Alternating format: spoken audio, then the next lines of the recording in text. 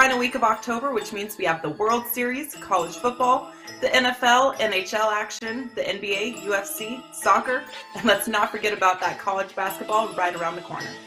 Since we're almost obliged to have a Halloween commercial, let's make it a scary good one.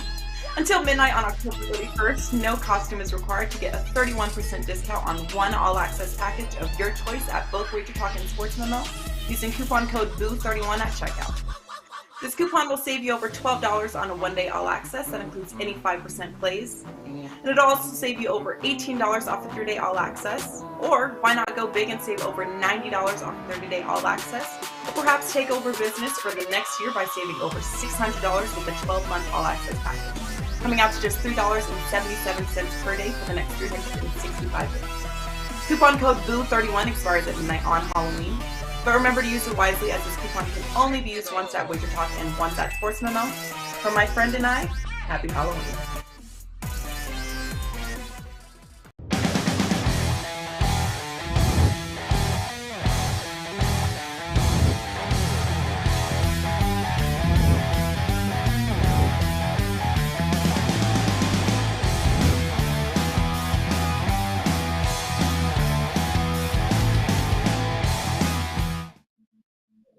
Welcome to Wager Talk TV. This is Stoppage Time. I am Carmine Bianco. We are getting ready for the EPL edition, another week of Premier League or weekend of Premier League soccer. And we're going to look at 3 big games on the schedule. We're going to do the early morning Saturday game, Leicester City, Man City, and then we're going to Graham Potter heading back to Brighton for the Brighton-Chelsea game, and then Man United and West Ham on Sunday. With me from wagertalk.com, it's Nick Borrman and the returning Kevin Dolan. We missed him on Tuesday, but he is back. And of course, Mr. Prop Man himself, Pavlos Laguretos. Boys, men, gentlemen, Thursday. I'm looking forward to it. This is a big weekend in football in Europe. There's a lot of games that I like. I'm hoping that you guys have zoned in on some games, and it's been a pretty good week, at least for me, in Champions League, 5-0 across the 2 days. Nick, how do you like that Liverpool team? Congratulations on a 5% winner and a very good soccer day overall for you.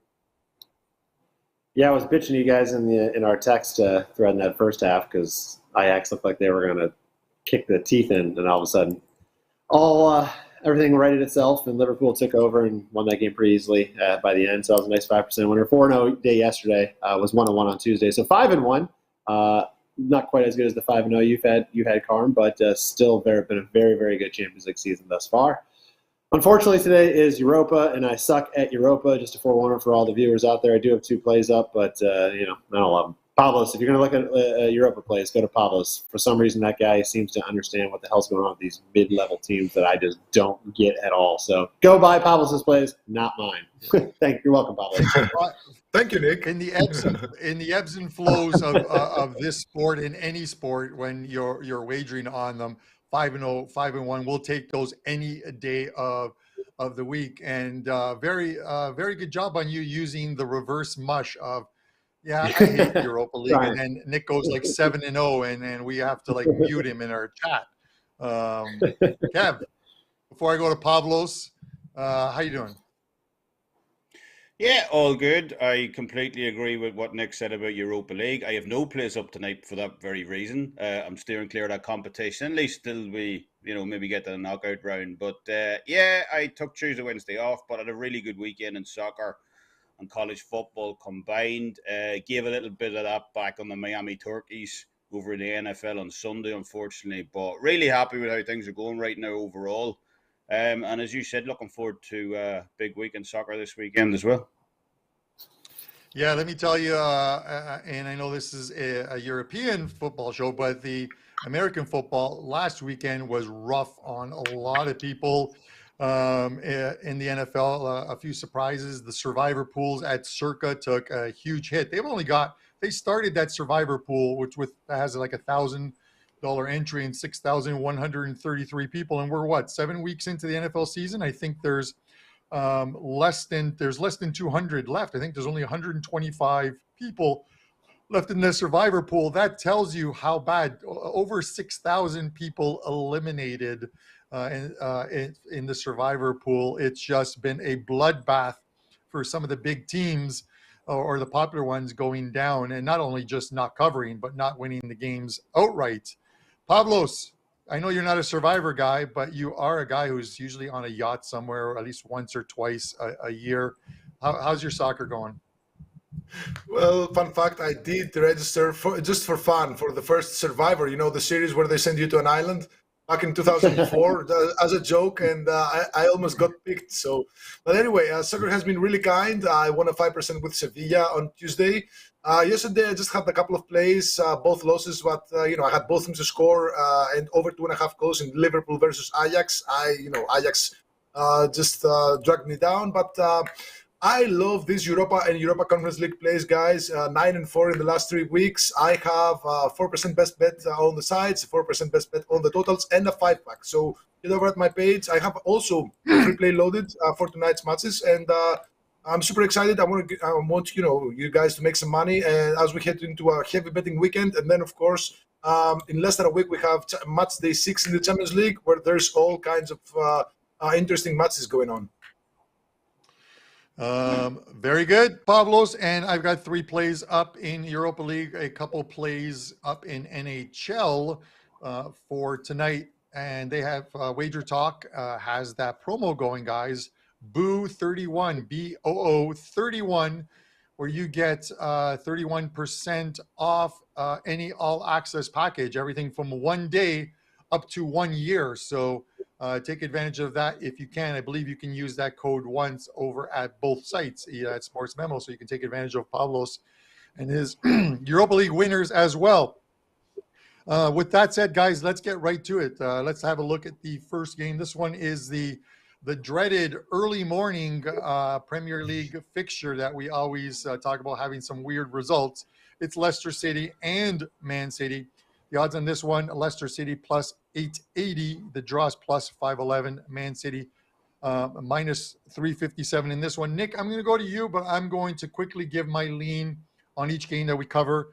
One of my favorite plays all year has been with this Man City team of taking Man City win and over 3.5 goals. You're not going to find Man City in over 2.5. Even if you could, you'd have to pay about minus 250 on that or more. But Man City to win and over 3.5 is plus 140. I like this play. I think we're going to see some goals in this one. I get it. Leicester City found a way of shutting down Man City, I think, in the Community Shield 1-0. It's not going to be this type of game. They've been playing a lot better, and they've been playing a lot better because they are attacking and scoring goals. Now, that might not be the best way to play against a Man City team that can beat you up, but they're going to have to, in this game, open it up a little bit. City played in Champions League, but they rested quite a few players in that one, including Kevin De Bruyne. They took off Erling Haaland just after halftime, the 46th minute. So they're looking forward to this game here. I see some goals, Nick. That's my play. Tell us what you got and whether you agree. Well, as you probably already know, Carm, Man City is 6-0 at home this year and 6-0 to the over 3.5 goals. So that kind of play seems like a very good one, considering Man City got over that number in 5 of those 6 themselves. So I'm looking at it a little differently, still on the Man City side. I don't love the full game number. It's minus 1.75 goals right now. I think Leicester's good enough to give City some trouble in this game and, perhaps keep it to a 1-goal loss or maybe 2 goals. And, of course, that's only a half winner, so I'm not really thrilled. If it was minus 1.5, I'd be more inclined to look at City full game. But I'm looking at Man City on the halftime line, similar to what I did with Arsenal last week. We did this show, and, they've won 7 of their first 11 first halves this year. And with City, I seem to be doing pretty well with them right now. I got a good read on them. I was right during the Champions League run, taking the under in their Dortmund match. Of course, that finished 0-0. But I think City is going to rebound, get their goals. Leicester's defense has been pretty awful this year. They're bottom half of the table in basically every defensive category that you can measure this year. And offensively, they really haven't been that much better either. They rank number 17 in expected goals, 1.02 per game, number 16 in shots, 10.7, and that leads them to a minus 0.4 expected goal differential, which ranks 13th. City, I mean, what do we really have to say? They're number one in just about every category this year, and they're going to win this game. It's just a matter of how tight and how close Leicester can keep this thing. The other good thing for City is everything is settled in their group. They don't really have anything to worry about for Champions League coming up next week. I'm sure Pep will still put out a decent lineup just because it is Champions League and he wants to win the games. But that entire group is decided as it stands right now. Nothing can change. So he doesn't have to worry about that as a look ahead. But I think this is going to be a straightforward Man City win. Perhaps Leicester just can't, plays enough defense or at least gives them enough trouble to keep it closer. But I still like them on the first half line, which is minus 140. All right, Nick Borrman of WagerTalk.com with his thoughts. Pavlos, going to go to you next on this one.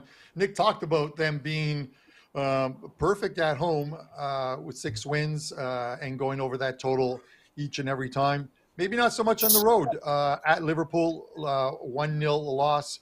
They did take care of Wolves 3-0, but you look at some of the other games, Aston Villa 1-1, at Newcastle 3-3. Is this where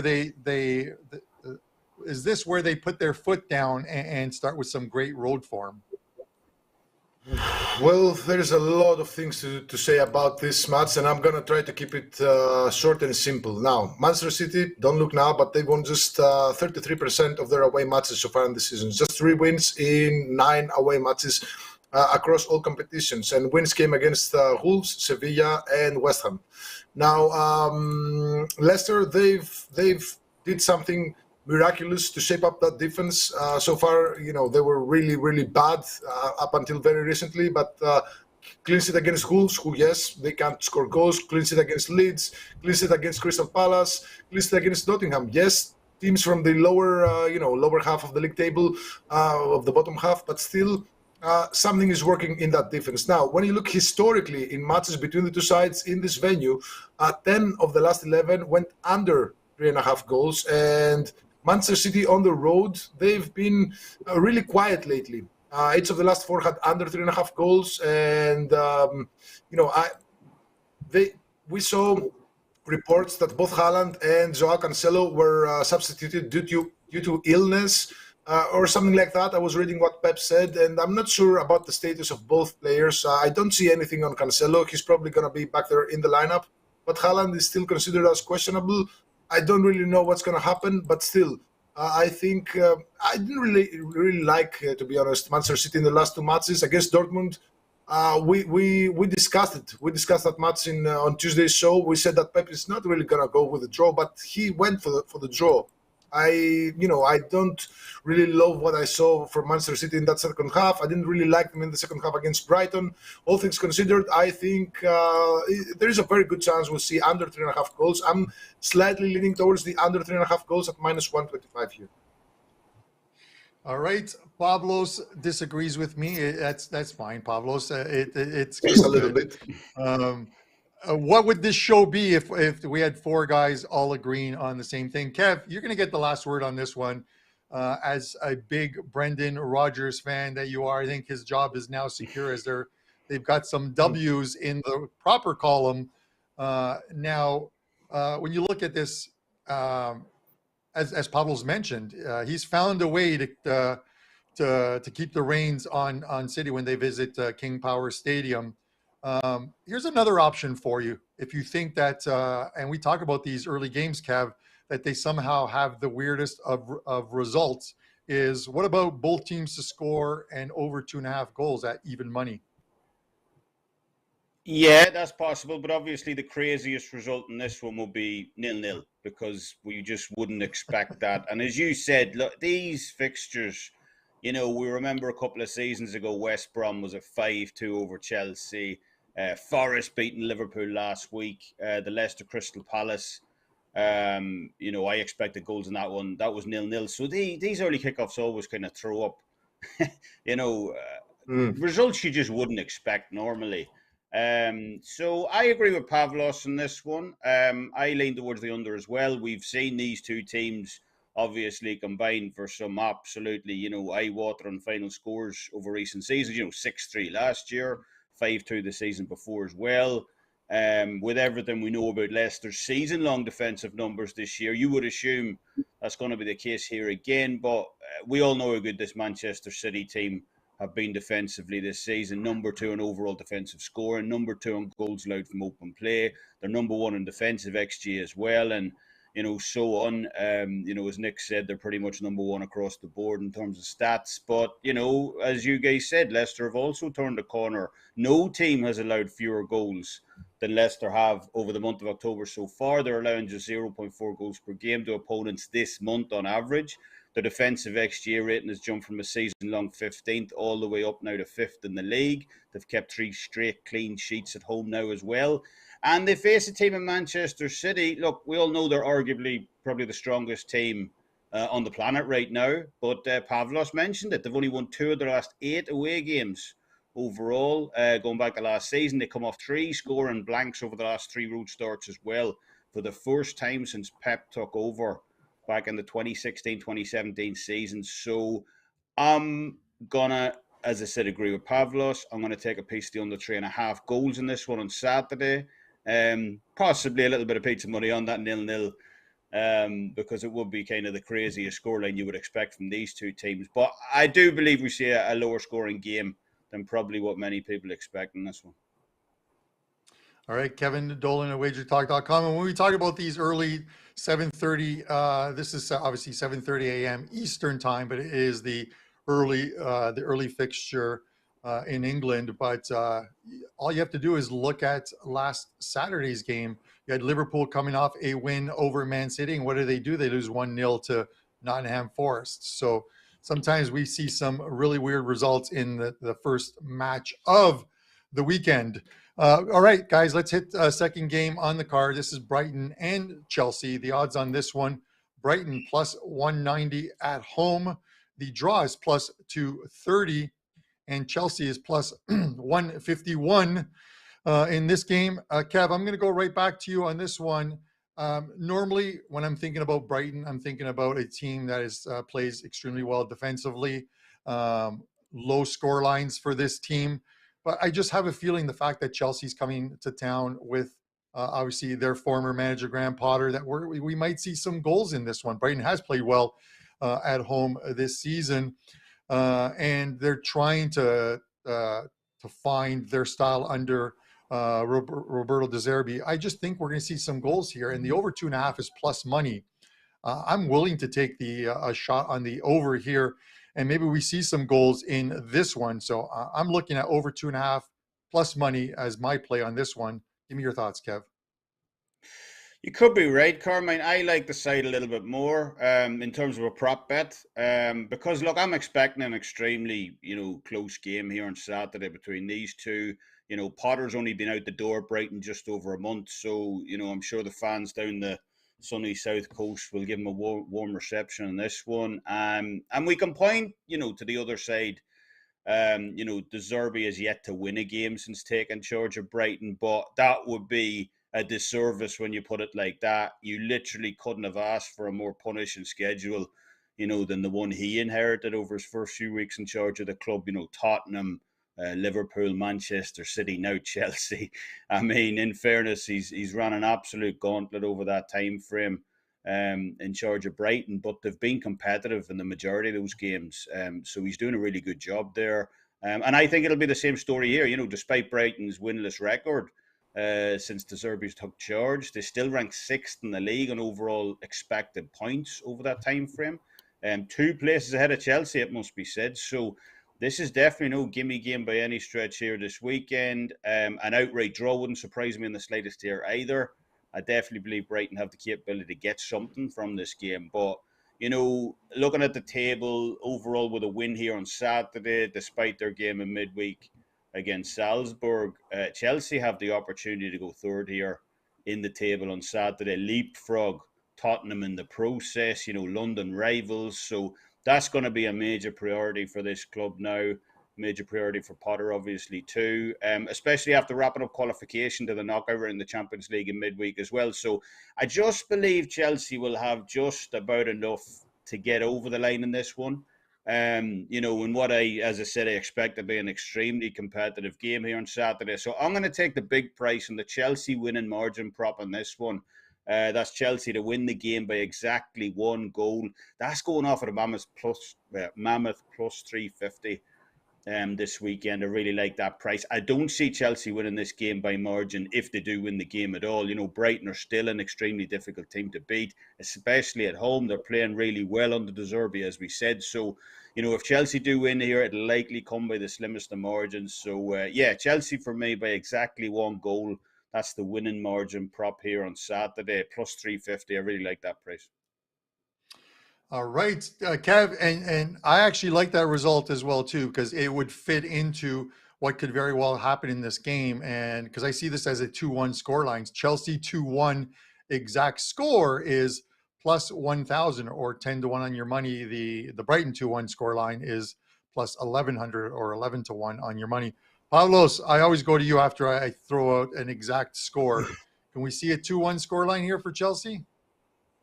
Yeah, I love them both. Of course, I love Chelsea's 2-1 even more than Brighton's 2-1. And I just have to say that De Zerbi, you know, I said some stuff about him before. The play style that he likes is very close to what Graham Potter used in Brighton, and that's why they hired him. He did a great job with Sassuolo. Keep in mind that Sassuolo were a team in the Serie A that did not really have a lot of talent, but they somehow managed to get the job done. They gave a hard time to even the biggest sides in the Serie A, and we saw, if you remember, Sassuolo from 2-3 years ago, they were the epitome of both teams to score and over 2.5 goals. This Sassuolo side went to Roma, to Inter Milan, to AC Milan, to Juventus. They always found goals. And another thing that points me towards both teams to score, because that's what my play is here, is the fact that 4 of the 5 actually Premier League matches between the two sides in this venue had both teams to score. Brighton, as Kevin said, have shown a great fighting spirit since De Zerbi took over. 3-3 draw against Liverpool. They lost at home to Tottenham by 1-0, but it was a match where they were really, really good and they deserved at least a draw. Then, of course, against Manchester City last week, which I had Manchester City -2. I didn't expect them to put up such a fight, and they were actually the better side in that second half, and they could have easily damaged them more. So this Brighton side, not a lot of talent there, but De Zerbi is continuing Graham Potter's work, and I think they will be able to at least be competitive against Chelsea. So in my eyes, this match starts at 1-1. So I like both teams to score -125. Don't care who wins. Hopefully it's Chelsea, you guys. If you like the over, yes, Chelsea by 2-1. Then everybody's happy, unless Nick has something else to say. Well, even if he does have something else to say, 2-1 Chelsea hits my over 2.5 plus money. So I'm good with that one. But Nick, listen, Brighton had a very good start to the season. And I get it might look like they're struggling of late. You've got 2 draws in there, 3 losses in their last 5. But, you know, they're obviously their strength of schedule is much better or is much tougher. Man City, Liverpool, Tottenham. Those are teams where it's tough to get a very good result against. And now they got Chelsea coming to town. Any revenge factor in here? Does that even enter into your thoughts on breaking this down, or are you going like strictly XG here? Well, yeah, that's always got a factor to it. For me in this game, I'm kind of looking towards not seeing many goals, because that historically has kind of been the play here. If we take a look at some numbers on the season for both of these teams, I wanted to do this graphic without names next to these numbers, and I'm sure almost everybody would say, oh yeah, Chelsea's in the bottom there. They got all the better numbers across the board, but obviously that is not the case. And we know the story of this, call it a tale of 2 seasons, if you will, with Chelsea and Tuchel being there before. But really they haven't done anything crazy, and their defense just hasn't performed as we've gotten used to seeing them. And of course, Brighton, result-wise, has struggled a little bit more lately, playing some of the biggest teams in the league, but they are still putting up solid metrics behind those scenes, and it just speaks to that the players on the field are very solid with Brighton, and there's a reason they are where they are in the table, and I think they'll continue to stay there as the season goes on. It's a matter of time before the players get comfortable in the new management and get used to that style, with Potter obviously being gone. So to me, I like the under here, and the biggest reason I like the under here is the, I guess, call it familiarity factor. Potter knows Brighton. Brighton knows Potter. Does that do both teams use that knowledge to try to take away the tendencies of each other? And I think so. I mean, I think it would be a mistake for either side to overthink that and try to reverse psychology that and change what they've been doing. It started to work, obviously, for Chelsea, and they're getting used to playing with Potter. So Brighton knows Potter better than ever. I said this kind of thought with Holland playing against Dortmund in both Champions League matches, and they did a great job. Dortmund did at controlling Holland because they know how to he likes to play and how he likes to set up. And I think this is kind of similar in the fact that there's too much familiarity here that there's not going to be a leg up from one to the other, and I think they're going to take away what each team likes to do. So I feel like this is going to be a stale play kind of a game in the midfield where neither team really gets a lot of attacking chances in the other team's third, and it's going to just kind of play out to a slower scoring game. 1-1 is fine, Pavlos, if we want to cash your ticket as well. But I just don't see the goals in this game historically. It has stayed under 5 of the last 6 under the total. Probably doesn't mean much for this particular one, but it is no doubt something that's there. So I like under here. I think it's going to be tough playing in that midfield, and I think both teams might maybe overthink themselves a little bit in this game and take away really any scoring threats. But under in this one for me, guys. All right, and Nick Borrman at wagertalk.com. Guys, I completely whiffed after the first game, Man City. I was so excited getting to this Chelsea game that I missed the recap on the screen. Kind of like Mahrez missed that penalty against Dortmund. But here are the leans for the City game. I am on Man City and over 3.5 plus 140. Nick is on Man City first half money line. Pavlos and Kevin both on the under 3.5. So some differing opinions on that one. The Chelsea recap for you guys is up on the screen. There it is. I am on the over 2.5 plus 105. Nick on the under. We're going mano a mano on this one, Nicky. Pablo's both teams to score. I don't care who wins, minus 125. And of course, Kevin has Chelsea winning by exactly 1 goal at plus 350. And Kevin's really good with the score line finishing 2-1. Because I get there as well, too, and he gets to stick it to Nick one last time. All right, guys, let's look at the final game on today's card. Man United and West Ham. This one goes on a Sunday. Man United minus 143 in this one. The draw is plus 300. West Ham plus 379. Cristiano Ronaldo back in the lineup. We're back with the team. Will he feature in this game? Remains to be seen. For this one, Pavlos, I'm going to go to you first on this one, but this might look like a square pick again. This time I've got to lay a little bit of juice. I like the over in this one. I think West Ham is playing better. I think they will score in this game, so this could be another one of those both teams to score over 2.5. But I'm just going to go for a straight over in this game, 2.5 minus 125. I don't care who wins. Pavlos, give me your thoughts. Well, that was actually the match that really troubled me the most, and there's several reasons for it troubling me. First of all, Cristiano Ronaldo. He's going to be back in the lineup for tonight's Europa League match, as Ten Hag said, and there is now a problem with Varane. He is now injured. He's going to be out until the World Cup, and I just saw that Ten Hag recently announced that Maguire and Aaron Wan-Bissaka, the right back, are back in training along with Donny van de Beek. Now, this spells danger for me. I think he's actually considering using Maguire in the starting lineup, and if so, I'm not betting anything on this match. Actually, I'm probably not going to bet anything. This is my weakest lean. To be honest, from the picks in the show, I just have to take the under here. In my perspective, each of the last 4 matches for Manchester United were unders, and West Ham on the road, they're really, really constipated. I think they've only got just a couple of unders, just a couple of overs, and those are in the Conference League. All the other matches, especially in the EPL, just 1 over out of 6 away matches. So I'm really I'm not sure what defensive lineup this Manchester United will use, but that is going to be a game changer, a game breaker, or whatever you want to call it, for me on Sunday. So before I see the lineups, I'm not touching anything in this match. Pre-game, I just slightly leaning towards the under 2.5 goals, minus 125, because I think that West Ham, yes, as I said before, they're playing really, really solid defensively on the road, sometimes at the expense of goals, while this Manchester United defense has been really good lately, but now they're missing one of their key players, Rafael Varane, and I'm not sure who's going to substitute him. So if I see Maguire there in the lineup, I'm staying the hell away. If Maguire is not in the lineup, maybe I will end up shooting for the under 2.5 goals here.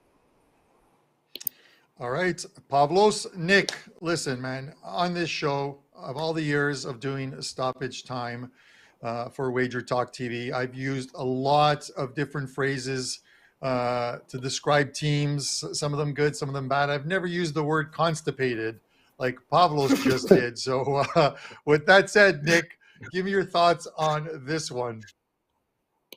Well, I'll say to Pavlos that I think we know what the lineups are going to be for Man United for the most part. We know Ronaldo's not going to be playing in the Premier League game. He's not going to be starting.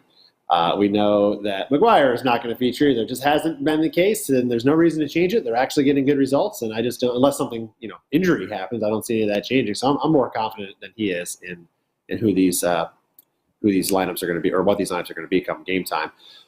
If you look at the teams, their numbers this year, you're basically going to see kind of the exact opposite from one another. United has been better across the board on every offensive category, and West Ham has been better across the board in every defensive category. So it's kind of a battle of one strength versus the other. The one thing that has been true is West Ham, because of that defense and just because their offense hasn't been that stellar, is that they are playing to a ton of unders.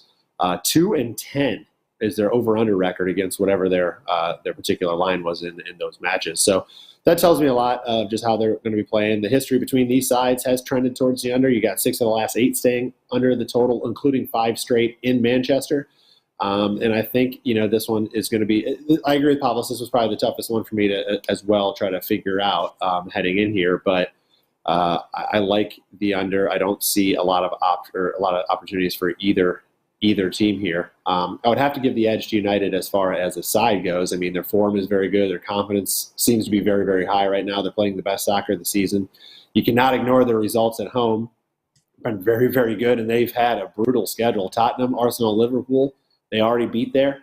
They settled for a draw versus Newcastle, and they lost that very first game versus Brighton. But we know both of those teams are very good. And actually, as I'm kind of saying this right now, I'm realizing that they probably have had the toughest home schedule so far this season. So I don't know, maybe something we all keep in mind as we go into the second half of the season and United push for, I don't know, top 4 spot, top 2 spot, whatever it is. They probably have a pretty favorable home schedule coming in, so that might give us some opportunities later. But sorry, I digressed a little bit there. I just kind of got excited for a second.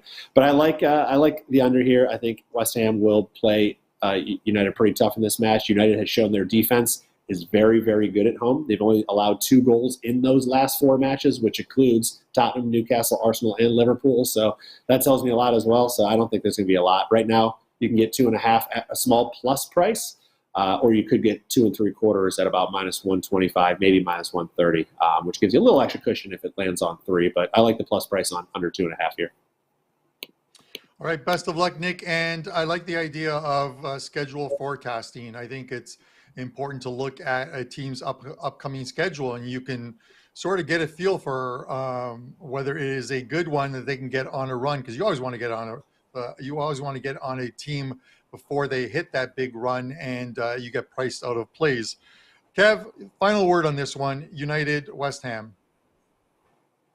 I agree with you, Carmine. Only going to tweak it slightly. I'm going to look at the both teams to score in this one around minus 125 here on Sunday. You mentioned West Ham's slow start to the season. It was really slow. But thankfully, at least for Hammers fans, they finally started to find their shooting boots. They've scored in all but one of the last 7 games overall heading into this one. They ranked first in overall offensive XG over the course of October as well. So while I did give them a bit of a hard time on last week's show before they faced Liverpool in terms of being able to score in that one, I said in the breakdown I didn't think they'd breach Liverpool's defence. Manchester United aren't quite at the same level defensively as Liverpool are. They average 3.7 shots per game more to opponents this season than Liverpool do. They've allowed 5 more goals from open play and set pieces this season as well. So I don't believe it'll be the same case for West Ham here this weekend. I do believe they'll get in the score sheet in this one against Manchester United. And by the same token, I think United can score on their side as well. No team has scored more counter-attacking goals in the league this season than Manchester United have. They have been absolutely ruthless when given space from the back to go forward in those kind of situations, and they've scored in all but one of their home games this year as well. So, with both of these teams ranking top 7 in the league right now in overall, offensive scoring over the month of October, I just see more goals in this one as well. So I do prefer the both teams to score personally over the over 2.5. Mainly because I don't see either of these teams, gaining separation, winning the game by margin. Only one of the last 7 head-to-heads between them has seen a winning margin of greater than 1 goal. So if this game goes over the total, it'll very likely be because both teams have found the back of the net. So, yeah, give me both teams to score in this one.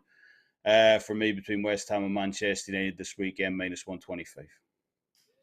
All right, let's have a look at a recap of the plays and the leans on this one. I am taking over 2.5 minus 125. Nick is on the under. We're going mano a mano yet again. Pavlos under 2.5. Both guys will not be on next week's show. And Kevin has both teams to score minus 125. Kev, you'll be there if it finishes 2-1 for one of these two teams. All right, let's get into our best bet segment, guys, as we're running short on time. Nick, I'm going to go over to you first. You're looking at a Premier League game for this weekend. Tell us what you got. I think this is my first time. Maybe I think it's my first time back in Bournemouth this year, and I'm not that excited about it, to be honest, just because I don't like Bournemouth. But I really think this is a tough spot for Tottenham. We all know what happened in their Champions League match with Sporting. Kane scoring in the 96th minute, only for VAR to take it away in that very close offside call. The emotional drain that team just kind of went through in those, span of a minute or two, whatever. Conte, of course, went crazy, got sent off with that red card. That win was crucial. It would have secured their spot in the knockout rounds, but now the entire group is still up for grabs. Tottenham sit on top with 8 points. You got Sporting and Frankfurt at 7, and then Marseille at 6. So everything is on the line in that next match, and they're going to have to put all their eggs in the basket for that. And I think that sets up Bournemouth to catch them here at the perfect time. Throw in the fact that Bournemouth have been undervalued at home all year. They're 4-1 against the spread as home dogs. So they have performed very well in these spots. So we're getting 3/4 of a goal head start, which, again, I like. If they do lose by a goal, it's only a half loss on the wager. So I like Bournemouth plus 3/4 of a goal versus Spurs on Saturday. All right, good luck, Nick. I hated that goal by VAR getting called back because a Tottenham win would have pretty much secured top spot, and I do have a bet on them to win that group. Pavlos, I'm going to go to you next. You are taking us to the land of croissants, France, in a League One game. Yeah, before I give you the free play, I have to say that I have a 4% Europa League side of the day and a 4% Europa League total of the day loaded at my page. Europa League 5-pack and a free play also loaded at my page. So browse at my page and you'll see all about it. Now, I'm going to take you guys to France for a match between Strasbourg and Marseille. And I'm actually piggybacking on what Nick said about that Champions League group. Where Tottenham will host Marseille in that final match of the group stage. Actually, Marseille will host Tottenham in that final match of the group stage. And Marseille are sitting 4th in that group. They need nothing other than a win. So this weekend match, it's sandwiched in between Champions League matches. And we all know how dangerous these weekend matches are. Now, Strasbourg haven't been really good so far in the season. They've won just 1 match out of 12. They have 1 win, 5 losses, and 6 draws. However, at home, they've been much better than they have been on the road. And Marseille, they've been sliding badly.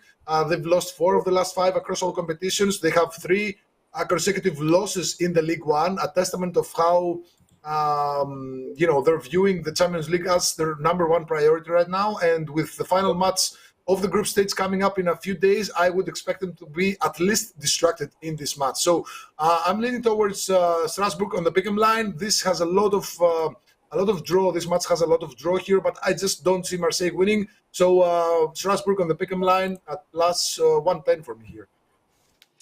All right. Kev, I'm going to go to you next. You're taking us to Portugal in a Premier League game. Tell us what you got. Yeah, it seems we're all kind of gravitating around that Tottenham game in midweek to a certain degree. I'm going to head over, as you said, to Portugal. I'm going to take Sporting Lisbon -1 goal at -125 this weekend against Aroca over in Portugal. As we said, they drew 1-1 against Tottenham. You guys mentioned in midweek. They have an absolutely huge game on deck against Eintracht Frankfurt next week as well. But even so, I think they steamroll Aroca this weekend on the road over in Portugal. No team has allowed more goals at home this season to opponents than Aroca have. They've averaged 2.2 goals per game to opponents inside the Estado Municipal de Aroca this season. And they're finding it incredibly hard to penetrate at the other end and attack. Also, 61% of all their shots this season have come from outside the box. They cannot get into positions. So, no other team in the league has put up those kinds of offensive figures this year. So I think this will be a fairly, slam dunk type of affair for Sporting this weekend. I'm going to lay the full goal head start here. I think Sporting win this one by margin. So, yeah, Sporting Lisbon for me, -1 this weekend over in Portugal. Best bet. All right. Best of luck. I'm going to close it out with I found spots to fade Juventus like I did against Benfica in Champions League this week. And then I will take them when I think they're going to win. This is probably a game that they will win and need to win. They're away to Lecce in Italian Serie A, a small number at -133 here. And then they have next up for them in the league play will be Inter the following week, and that is not going to be a good result for them. I can tell you that much. I'm going to take Juventus -133 here. You can also back this play up with a small quarter unit play on the 1-1 draw. The interesting thing about Lecce here is they've played 5 games at home.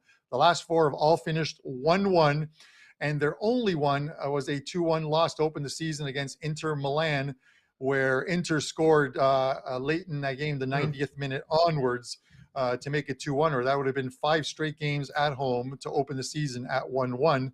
And that 1-1 draw is paying plus 550. But Juve is the play here at -133. Guys, we're going to be back next Tuesday with the final match day of Champions League. We'll put our best bets up on the screen for you to see. I've got Juventus -133. Nick with Bournemouth +3/4 of a goal. Strasbourg for Pavlos at a pick'em +110, and Sporting Lisbon laying a goal -125 for Kevin Dolan. For myself, Nick Borrman, Kevin Dolan, Pavlos Laguretos. We will see you next Tuesday, 10 a.m. for Champions League soccer.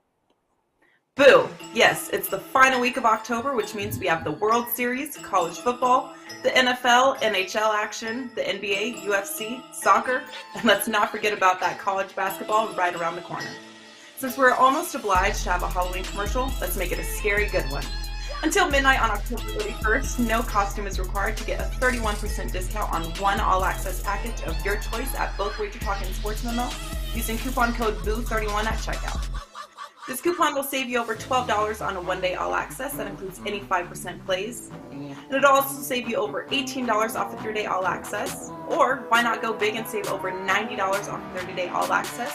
Or perhaps take over business for the next year by saving over $600 with a 12-month all-access package, coming out to just $3.77 per day for the next 365 days. Coupon code BOO31 expires at midnight on Halloween. But remember to use it wisely, as this coupon can only be used once at Wager Talk and once at Sports Memo. From my friend and I, happy Halloween.